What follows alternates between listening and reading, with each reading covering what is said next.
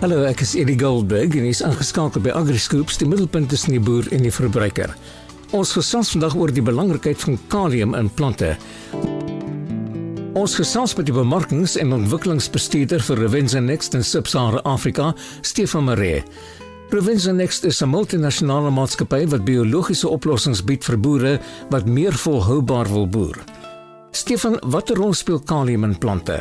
Kalium is 'n noodsaaklike element vir plante. Dit word as 'n makroelement geklassifiseer omdat plante groot hoeveelhede kalium opneem gedurende hulle lewensiklus. Kalium word geassosieer met die beweging van water, voedingsstowwe en koolhidrate in plantweefsels. Dit is betrokke by ensiemaktivering in die plant wat proteïen, stysel en adenosien-trifosfaat of ATP-produksie affekteer. ATP-produksie kan die tempo van fotosintese reguleer. Kalium speel ook 'n rol in die oop- en toemaak van huidmondjies in plante se blare, wat die uitrol van waterdamp, suurstof en koolstofdioksied reguleer.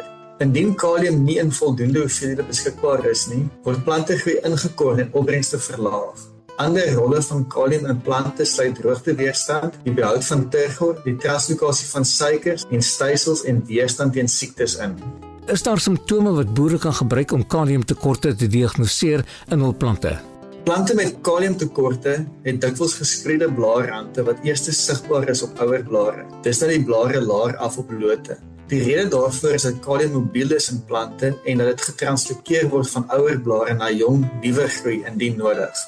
Waar word kaliumtekorte die meeste opgemerk? Kaliumtekorte word meestal opgemerk op sanderige gronde met min klei en of organiese materiaal. Sulke gronde het 'n lae kation-uitrol vermoë, wat maar net beteken dat dit min vermoë het om positief gelaaide elemente soos kalium vas te hou. Nog 'n rede vir kaliumtekorte is onvoldoende grondwater.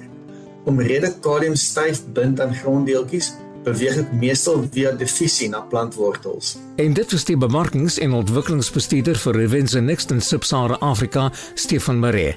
Dankie dat jy vandag by ons ingeskakel het.